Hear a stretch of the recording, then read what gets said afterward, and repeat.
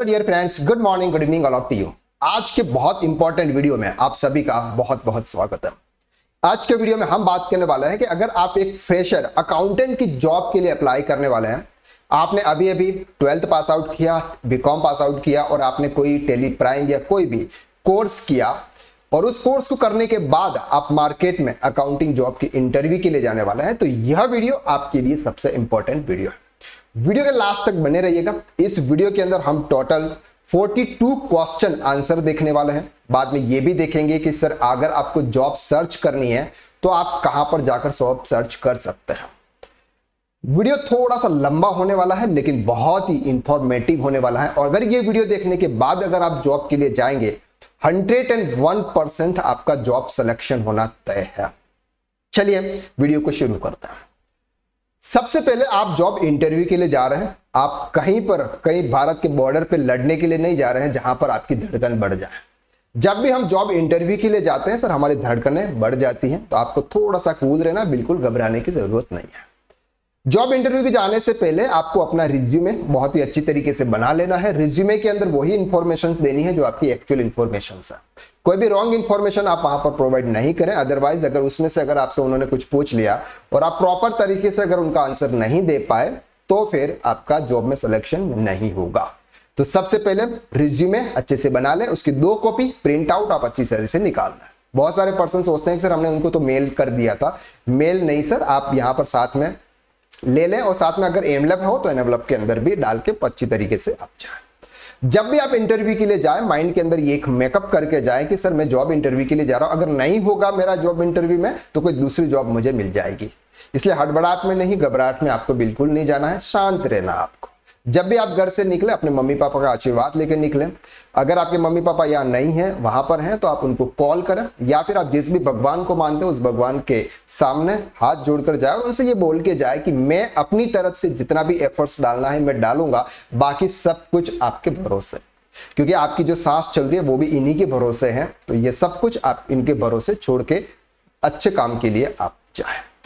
अब बात करते हैं कि सर इंटरव्यू में जाने के बाद जब भी आप वहां पर जाते हैं और आपने वहां पर उनको रिज्यूमे देते हैं और वहां पर जो भी आपका अटेंडर होता है, फर्स्ट टाइम आपको जो अटेंड करता है और वो रिज्यूमे लेके सर बॉस के पास में जाता है, आपको बोलता है कि सर थोड़ा सा आप वेट कीजिए। जब बॉस अंदर बुलाता है और इसके बीच का जो वेटिंग टाइम होता है वो आपके लिए बहुत इंपॉर्टेंट टाइम होता है। उसके अंदर आपकी घबराहट अगर बढ़ती है तो आपका मामला बिगड़ जाएगा। इससे यह है कि आपको कूल रहना है, कूल कूल कूल कूल, इस तरह से आपको अंदर अंदर अंदर से बोलते जाना है। अदरवाइज अगर आपकी घबराहट स्टार्टिंग में ही बढ़ जाएगी तो फिर प्रॉब्लम शुरू हो जाएगी आपकी। ठीक है, अब बात करते हैं सर आगे कि अगर आपको अंदर आपको बुला लिया बॉस ने, शांति से जब तक वो बोले नहीं तब तक आपको सीट पे नहीं बैठना है। शांति से सीट पे बैठ जाना, ऐसा कड़क होके भी नहीं बैठना है कि वो बोले कि वो समझ जाए कि सर आप ऐसे एकदम प्रोफेशनल तरीके। आराम से शांति से जैसे नॉर्मल बैठते हैं वैसे बोलो। अब क्वेश्चन आंसर शुरू करते हैं। आप किस जॉब के लिए इंटरव्यू देने के लिए जा रहे हैं? आप जा रहे हैं sir as a fresher accountant के लिए। तो आपकी एक्सपेक्टेशन उनसे उनको आपसे कोई ज्यादा एक्सपेक्टेशन नहीं होगी, इसलिए आपको वो हाई लेवल के क्वेश्चन आंसर नहीं करेंगे।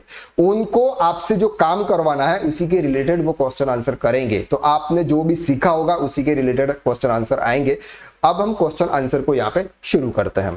सबसे पहला आता है sir tell me about yourself. आपके बारे में बताइए। हमेशा ये पहला क्वेश्चन आता है और पहले क्वेश्चन का आंसर आपको एक सिंपल तरीके से देना। आपको अपने फैमिली में किसी भी पर्सन को इसमें इन्वॉल्व नहीं करना है कि मेरी 2 ब्रदर है, मेरा 1 ब्रदर है, मेरा ये है, मेरा वो है। सिंपल आंसर देना है। कैसे? Hello sir, thank you for this opportunity. ये अपॉर्चुनिटी देने के लिए आपका बहुत बहुत धन्यवाद। My name is Karan Singh Rathore और मेरा नाम करण सिंह राठौड़ है। मैंने बीकॉम कंप्लीट किया हुआ और अलॉन्ग विथ मेरी academic practical skills completing professional accounting test consultant course from KSR academy. मैंने यहाँ से ये कोर्स किया हुआ है। Eager to apply my knowledge and contribute to success of the team. एक सिंपल सा आपको आंसर इस तरह से वहां पर प्रोवाइड करना है। नेक्स्ट क्वेश्चन आता है sir what is golden rules of accounts. वो आपसे अकाउंटेंट के बारे में बात कर रहे हैं तो एक सिंपल नॉर्मल की बात करेंगे। वो तो accounting golden rules of accounts के बारे में पूछेंगे। आपको आंसर देना है sir 3 type of golden rules of account. First is personal account, second is real account and third is nominal account. Personal accounts what's debit the receiver, credit the giver. Real accounts, what comes in debit, what goes out credit, and nominal accounts, all expenses are debit and all expenses, incomes are credit. Simple answer देना, ज्यादा complicated आपको नहीं करना है। Number 3, what is depreciation. Depreciation क्या है sir? Depreciation एक fix assets पर चार्ज किया जाता है। फिक्स एसेट्स की जैसे जैसे समय बढ़ता जाता है उसकी जो वैल्यू होती है वो डिक्रीज हो जाती है, तो उस वैल्यू को डिक्रीज करने के लिए एज ए डेप्रिसिएशन एक्सपेंसेस की एंट्री हमें करनी पड़ती है। डेप्रिसिएशन को पीएनएल में चार्ज किया जाता है। शॉर्टकट की ऑफ टैली प्राइम, आपको टैली प्राइम की बहुत सारी शॉर्टकट की भी बारे में पूछ सकते हैं कि जैसे आपके कॉन्ट्रा एंट्री की शॉर्टकट क्या है, पेमेंट की क्या है, सेल्स परचेज की क्या है, डेबिट नोट क्रेडिट नोट की क्या है, बैलेंस शीट कैसे देखते हैं, ये इस तरह के आपको नॉर्मली शॉर्टकट की पूछ सकते हैं, तो उसका थोड़ा सा नॉलेज आपके पास में होना चाहिए, वो आपको पता होना चाहिए। How many financial statement of firm, firm के कौन से फाइनेंशियल स्टेटमेंट होते हैं। यहां पर उन्होंने बात की है फर्म की, तो फर्म के नॉर्मली 2 स्टेटमेंट होते हैं, एक होता है ट्रेडिंग पीएनएल अकाउंट और दूसरा होता है बैलेंस शीट। अगर उन्होंने कंपनी की बात की है, कंपनी में अगर आप एक जॉब के लिए जा रहे हो और उन्होंने कंपनी की बात की, तो वहां पर 3 स्टेटमेंट होते हैं, एक होता है trading PNL accounts, balance sheet और cash flow statement. Number 5, what is trading and profit and loss account. Trading account और प्रॉफिट एंड लॉस अकाउंट्स क्या होता है? तो ट्रेडिंग अकाउंट सर उनके लिए बनाया जाता है जिनका बिजनेस मैन्युफैक्चरिंग या फिर ट्रेडिंग का बिजनेस है, जहां पर गुड्स की सप्लाई होती है। और प्रॉफिट एंड लॉस अकाउंट्स होता है सर आपकी जो भी अदर एक्सपेंसेस और जो अदर इनकम से उसको ऐड और एक्सपेंसेस को माइनस करने के बाद जहां पर आपका नेट प्रॉफिट आता है उसको हम बोलते हैं profit and loss account. Number 7 आपसे पूछा जाएगा सर क्लोजिंग स्टॉक को ट्रेडिंग अकाउंट के क्रेडिट में क्यों लिखते हैं। ट्रेडिंग अकाउंट्स के क्रेडिट साइड में आपके क्लोजिंग स्टॉक को क्यों लिखते हैं, तो वहां पर आपको आंसर देना है कि सर ट्रेडिंग अकाउंट्स हम एक्चुअल ग्रॉस प्रॉफिट फाइंड करने के लिए बनाते हैं। हम जो भी गुड्स हमने परचेज किया होता है उसमें जितना गुड्स हमने सेल्स किया उसका एक्चुअल प्रॉफिट फाइंड करने के लिए हम जो भी अनसोल्ड गुड्स है उसको हम क्रेडिट साइड में लिख देते हैं ताकि एक्चुअल ग्रॉस प्रॉफिट फाइंड हो सके। Number 8, what is gross sales और नेट सेल। ग्रॉस सेल्स का मतलब होता है कि सर सेल्स रिटर्न के पहले का जो सेल्स होता है उसको बोलते हैं ग्रॉस सेल्स, और सेल्स रिटर्न के बाद में जो नेट सेल्स होता है उसको जो सेल्स होता है उसको बोलते हैं net sales. Number 9, what is direct and indirect expenses. Direct expenses sir वो होते हैं जो बिजनेस से कनेक्टेड होते हैं, जैसे फॉर एग्जांपल मैन्युफैक्चरिंग बिजनेस के अंदर वेजेस, फैक्ट्री की electricity bill, labour charges wages हो गया, कोई पैकिंग एक्सपेंसेस हो गया, फ्रेट चार्जेस हो गए, ये आपके डायरेक्ट एक्सपेंसेस आते हैं। इनडायरेक्ट एक्सपेंसेस जो डायरेक्टली कनेक्टेड बिजनेस से नहीं होते, जिनके होने नहीं होने से बिजनेस पर कोई भी फर्क नहीं पड़ता है, जैसे for example salary, rent, interest, ये जो भी अदर एक्सपेंसेस है वो आपके कवर होते हैं। Number 10, what is gross profit और नेट प्रॉफिट। ग्रॉस प्रॉफिट जो होता है जो भी हम सर गुड्स जो हमारा बिजनेस है वो हम सेल्स करते हैं वहां से जो प्रॉफिट होता है उसको हम बोलते हैं ग्रॉस प्रॉफिट, जो कि ट्रेडिंग अकाउंट से हमें मिलता है। और net profit all expenses minus करने के बाद हमें जो प्रॉफिट मिलता है जिस पर हमको टैक्स पे करना होता है उसको बोलते हैं नेट प्रॉफिट, जो कि हमको पीएनएल अकाउंट से मिलता है। नंबर 11, बैलेंस शीट क्यों बनाई जाती है। क्वेश्चन अगर आपसे ये पूछा जाए कि सर बैलेंस शीट क्यों बनाई जाती है, तो बैलेंस शीट किसी भी बिजनेस के फाइनेंशियल स्टेटमेंट होता है बिजनेस की स्थिति जानने के लिए कि कितनी एसेट्स है और कितनी लाइबिलिटीज है। एक साइड में सर लाइबिलिटीज होती है, दूसरी साइड में एसेट्स होती है, इसलिए बैलेंस शीट बनाई जाती है। What is sundry debtors and creditors. Sir जिनसे हम गुड्स परचेज करते हैं उनको हम क्रेडिटर्स बोलते हैं, जो कि हमारे सप्लायर्स होते हैं, और जिनको हम गुड्स सेल्स करते हैं जो कि हमारे जो कस्टमर्स होते हैं उनको हम सन्ड्री डेटर्स बोलते हैं। वो आपसे ये जानना चाहते हैं कि अगर कोई लेजर्स आप क्रिएट करोगे तो कौन से ग्रुप में आप उनको रखोगे। Number 3, how many types of bank accounts. आपसे ये पूछ रहे हैं कि सर बैंक अकाउंट्स कितने टाइप के होते हैं। नॉर्मली आपको बताना sir saving account, current account, OD account और सीसी अकाउंट, ये नॉर्मली 4 अकाउंट्स आपको बता देने हैं। Number 14, OD account credit sides में क्यों होता है। सर ओडी अकाउंट हमारा वन टाइप ऑफ लोन होता है, ये हमारी एक लाइबिलिटीज है जो हमें बैंक को पे करनी होती है, इसलिए बैलेंस शीट्स के लाइबिलिटीज साइड्स में ओडी अकाउंट्स को शो किया जाता है। करंट एसेट्स कौन कौन सी होती है। सर करंट एसेट्स वो होती है जो विद इन 12 मंथ के अंदर अंदर कैश में कन्वर्ट हो सकती है, जैसे for example cash and bank balances, sundry debtors, और टीडीएस अगर आपका जमा हुआ हो तो वो टीडीएस, कोई इन्वेस्टमेंट करंट इन्वेस्टमेंट आपने किया होगा तो वो, इस तरह की जो भी होती है क्लोजिंग स्टॉक, ये आपकी करंट एसेट होती है। Number 16, difference between secured loan और unsecured loan. Secured loan unsecured loan के बीच में क्या डिफरेंस है। सिक्योर्ड लोन सर वो होता है जो हम किसी बैंक से या फाइनेंशियल इंस्टीट्यूशन से लेते हैं जहां पर हम कोई ना कोई सिक्योरिटी प्रोवाइड करते हैं। अनसिक्योर्ड लोन हम किसी रिलेटिव या किसी फ्रेंड से जो भी पैसा हम लेते हैं अपने बिजनेस में उसको हम अनसिक्योर्ड लोन बोलते हैं। नंबर 17, पर्सनल एक्सपेंसेस का हेड क्या होता है? ये प्रोप्राइटरशिप फर्म की बात कर रहे हैं। पर्सनल एक्सपेंसेस, जो प्रोप्राइटर पर्सनल एक्सपेंसेस करता है उसका हेड क्या होता है? वो ये जानना चाहते हैं कि सर अगर मैं ऐसे कोई पर्सनल एक्सपेंसेस करूंगा तो ये बंदा पीएनएल में डालेगा या कहां ले जाएगा? तो आपको ये बताना है कि सर पर्सनल एक्सपेंसेस का जो हेड होता है वो होता है कैपिटल अकाउंट्स, क्योंकि ये उनके पर्सनल एक्सपेंसेस है, ये विड्रॉल माना जाता है, इसलिए इसको कैपिटल अकाउंट्स में ट्रांसफर करेंगे। Number 18, how many tax in India? अब बात कर रहे हैं अकाउंट से, अब आए टैक्सेशन पे। टैक्सेशन के बारे में आपसे पूछ रहे हैं और पूछ रहे हैं कि sir how many tax in India, तो वहां पर आपको दो टैक्सेस बताने हैं। एक बताना है sir direct tax income tax और indirect tax GST. TDS part नहीं है आपका टैक्स का, टीडीएस इज द टैक्स नहीं है, this is the part of income tax. VAT के बारे में अभी आपको कुछ भी अलग नहीं बताना है। Number 19, what is GST and type of GST? GST sir वो है जो गुड्स एंड सर्विस पर चार्ज किया जाता है, और टाइप ऑफ जीएसटी में आता है सर इंट्रास्टेट सीजीएसटी, एसजीएसटी और आईजीएसटी। ये 3 टाइप ऑफ टैक्सेस होते हैं, और यूटीजीएसटी भी बोल सकते हैं अगर आप जिस स्टेट से बिलोंग करते हो। What is intrastate and interstate? Intrastate का मतलब होता है कि सर हम जो भी गुड्स या फिर जो गुड्स परचेज या सेल्स हम विद इन स्टेट अगर करते हैं तो उसको इंट्रास्टेट बोलते हैं। वही गुड्स और सर्विस अगर हम एक स्टेट से दूसरे स्टेट अगर सप्लाई करते हैं तो उसको बोलते हैं inter state supply. Number 21, how to charge GST on goods and service? GST कैसे चार्ज किया जाता है? अगर हम विद इन स्टेट अगर गुड्स की सप्लाई करते हैं, चाहे वो सेल्स या परचेस, वहां पर आपका सीजीएसटी और एसजीएसटी 50-50% चार्ज होगा। और अगर हम एक स्टेट से दूसरे स्टेट अगर हम गुड्स की सप्लाई करते हैं तो वहां पर आईजीएसटी 100% चार्ज होगा। Number 22, what is taxable value and invoice value? Taxable value sir वो होती है जो जीएसटी चार्ज करने से पहले की वैल्यू होती है जिस पर जीएसटी चार्ज किया जाता है, और इनवॉइस वैल्यू वो होती है जो जीएसटी चार्ज करने के बाद जो हमें कस्टमर से जो हमें पैसा लेना होता है उसको बोलते हैं invoice value. 23, what is output and input tax in India? Output tax वो होता है जो हमें सेल्स पर चार्ज करते हैं, उसको बोलते हैं आउटपुट टैक्स, और इनपुट टैक्स जो भी हम गुड्स परचेज करते हैं उस पर हम जो भी टैक्स पे करते हैं उसको बोलते हैं input tax. 24, what is input tax credit? यहां पर बात कर रहे हैं इनपुट टैक्स क्रेडिट की। इनपुट टैक्स क्रेडिट सर वो होता है जो भी हम गुड्स परचेस करते हैं उस पर हमने जो भी जीएसटी पे किया है, वही गुड्स जब हम किसी को सेल्स करते हैं तो उससे हमें जीएसटी चार्ज करना होता है। जो जीएसटी हम चार्ज करते हैं वो हमें गवर्नमेंट को पे करना होता है। तो गवर्नमेंट को पे करते समय हम जो भी परचेस करते समय जो जीएसटी पे किया था उसको हम उसमें से माइनस कर लेते हैं और उसको बोलते हैं input tax credit. 24, what is RCM in GST? RCM क्या होता है?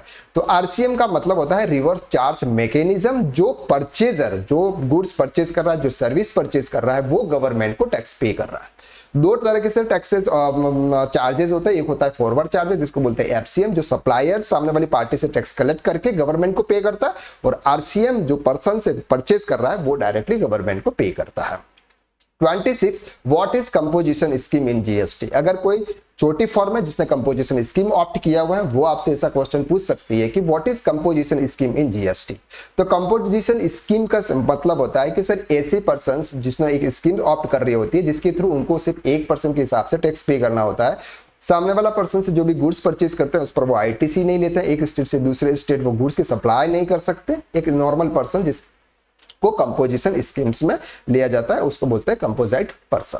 27, what is E way bill? E way bill क्या होता है? ई वे बिल एक इलेक्ट्रॉनिक वे बिल होता है। जब हम एक गुड्स को दूसरी जगह पे ट्रांसपोर्टर के थ्रू ट्रांसपोर्ट करते हैं, बीच में अगर कोई जीएसटी डिपार्टमेंट के पर्सन अगर कोई पूछ ले ये गुड्स कहां से कहां जा रहा है तो वो हम उनको बता सके, इसके लिए बोलते हैं इलेक्ट्रिक ई वे बिल। जिसको 50,000 रुपए से इनवॉइस वैल्यू ज्यादा होती है तो हमको ई वे बिल जनरेट करना होता है।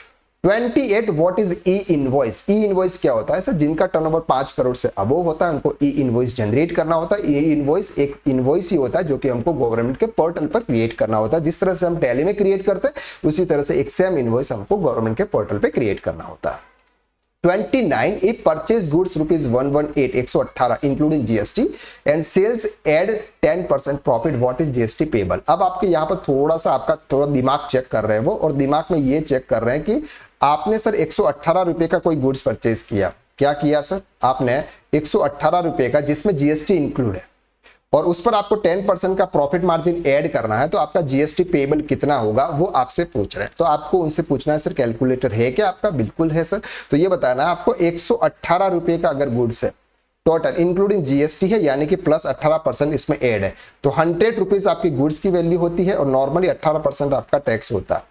तो ये मान के चलिए, ये तो वैल्यू 118 है, इसलिए आपको ये पता चलता है कि जब भी कोई वैल्यू होती है उसमें 100% आपको गुड्स का लेना है और जो भी आपका टैक्स का रेट होता है वो आपको लेना है। तो यहाँ पर अगर हम फाइंड करें 118 इंटू 100 डिवाइडेड बाय 118, तो ये जो आता है सर ये 100 रुपीज आपकी गुड्स की वैल्यू आ जाती है। ठीक है, अब हमें इसमें इनपुट टैक्स क्रेडिट मिलता है, इसलिए हमारी जो गुड्स की कॉस्टिंग होती है वो होती है सर 100 रुपीज की। अब उन्होंने बोला सर 10% का आपको प्रॉफिट मार्जिन ऐड करना है, तो आपको 10% यानी कि 10 रुपीज आपको ऐड करना है, तो टोटल आपका प्रॉफिट सेल्स वैल्यू कितनी होगी 110। उस पर आपको 18% के हिसाब से जीएसटी चार्ज करना है, तो ये हो जाएगा सर फॉर एग्जाम्पल 9.8। अब उसमें आपने परचेस पर जो भी जीएसटी पे किया हुआ है 18 रुपीज का, वो आपको माइनस कर देना है, तो 1.8 रुपीज आपका जीएसटी पेएबल होगा। तो ये आंसर आपको उनको देना है, ये नॉलेज आपके पास में सर होना चाहिए। क्लियर है? Number 30, if sales value of goods is 1180 what is taxable and GST amount. अगर आपसे ये पूछा जाए कि सर ये जो गुड्स है इसकी वैल्यू है सर 1180 रुपया, जिसमें 18% जीएसटी इंक्लूड है, तो टैक्सेबल वैल्यू कितनी है, जीएसटी का अमाउंट कितना है, तो आपको सिंपल क्लोज करना है सर 1180 इंटू 100, कितना परसेंट जीएसटी है इस पर 18%, तो 18 प्लस 100 118, ये आपको माइनस करना है, तो ये आ जाएगा सर 1000 रुपीज। आई होप कि आपको ये इजीली समझ में आ रहा है। Number 31, GST registration limit. GST का रजिस्ट्रेशन लिमिट क्या है, वो आपसे कोई जीएसटी का रजिस्ट्रेशन नहीं करवाएंगे, लेकिन ये जानना चाहते हैं कि आपको जीएसटी का नॉलेज कितना है, तो आपको बताना है सर जीएसटी रजिस्ट्रेशन की लिमिट है, अगर हम गुड्स की बात करें तो 40 लाख की और सर्विस की बात करें तो 20 लाख का annual aggregate turnover.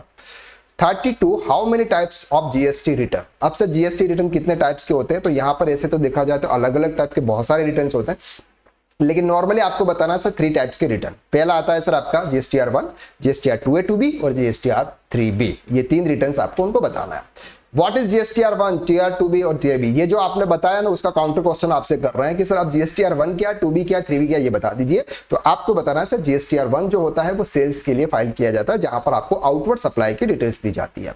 GSTR 2B जो भी हमारा इनपुट टैक्स क्रेडिट है, इनपुट टैक्स है, जहां पर हम जो परचेज करते हैं उसकी डिटेल्स हमारे जीएसटीआर 2B के अंदर होती है। और जीएसटीआर 3B जो भी हम जीएसटीआर 1 के अंदर जो सेल्स करते हैं उसका जो आउटपुट टैक्स होता है, और जीएसटीआर 2B के अंदर जो परचेस होता है, जो इनपुट टैक्स क्रेडिट होता है, इन दोनों को सेट ऑफ करने के बाद हमको जो पेमेंट करना होता है वो हम जीएसटीआर 3B के अंदर करते हैं। आपको इतना शॉर्ट एंड सिंपल आंसर देना है। 34, what is B2B and B2C। आपसे ये भी पूछ रहे हैं कि सर B2B और B2C क्या है। B2B का मतलब होता है कि सर सामने वाला पर्सन भी रजिस्टर्ड है, हम भी रजिस्टर्ड है, business to business, that's called B2B। और B2C सर हम तो रजिस्टर्ड है जीएसटी में, लेकिन सामने वाला पर्सन अनरजिस्टर्ड है, इसको बोलते हैं B2C।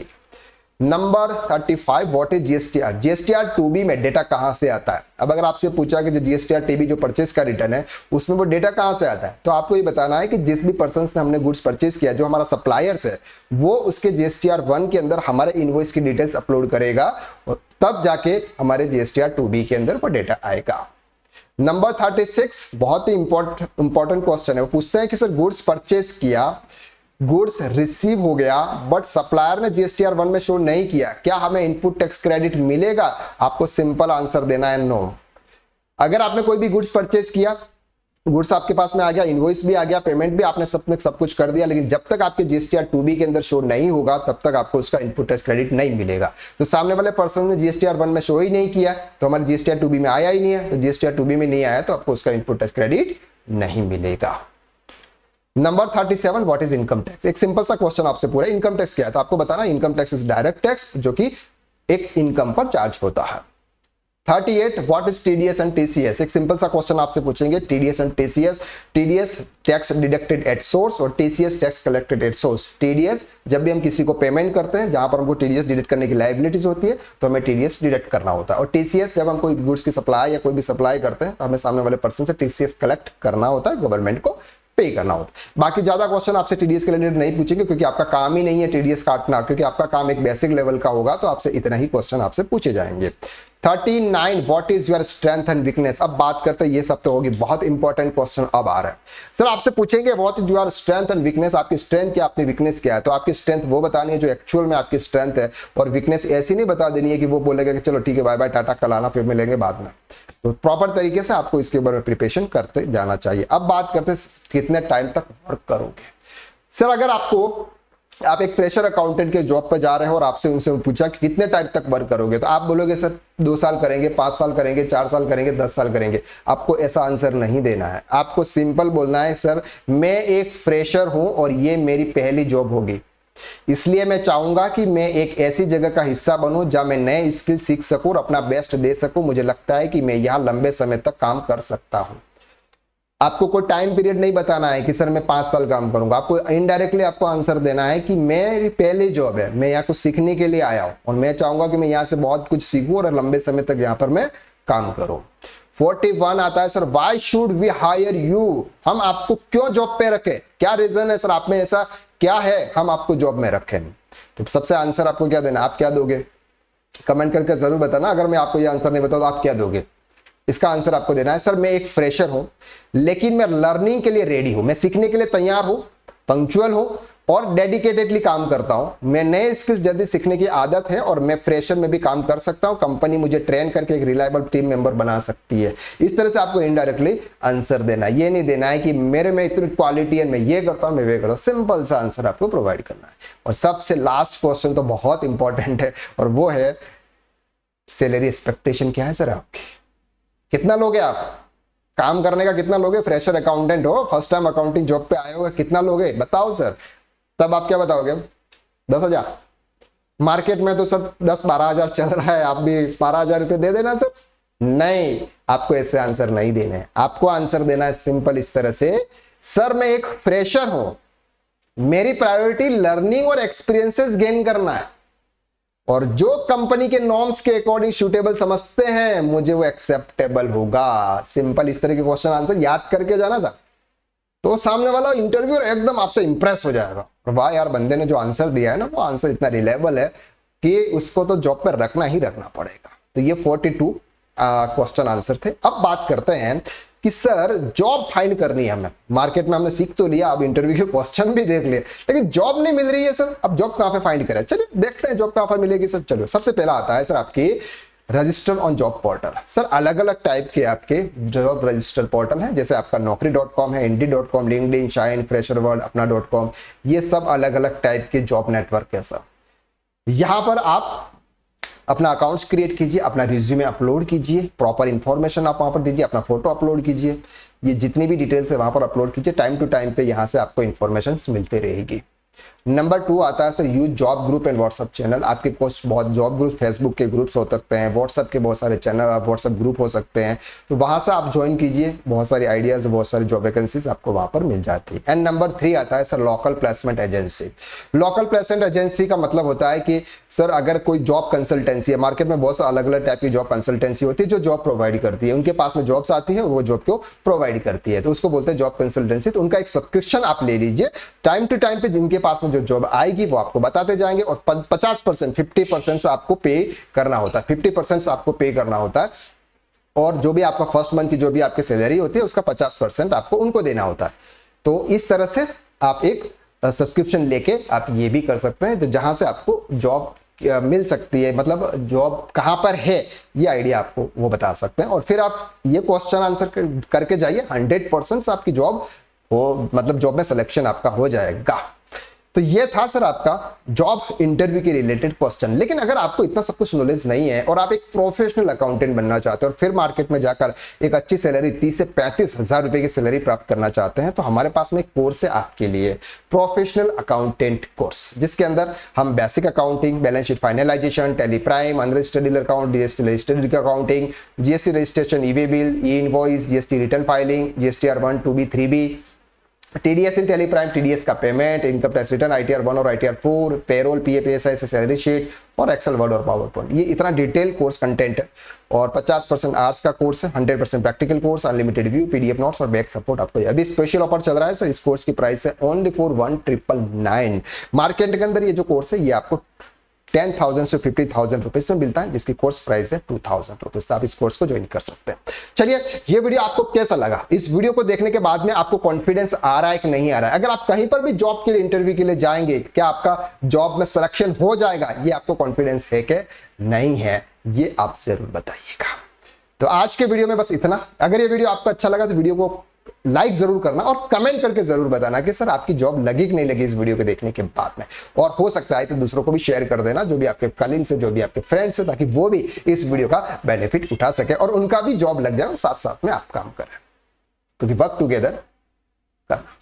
तो आज के लिए बस इतना। नेक्स्ट वीडियो में फिर मुलाकात करते हैं, तब तक के लिए बाय बाय, टाटा। और अगर इस चैनल पर नए हैं ना, सब्सक्राइब करते जाइए साहब, नेक्स्ट वीडियो भी इस तरह से आपको मिलेगी। चलिए मिलते हैं। Thank you so much. जय हिंद।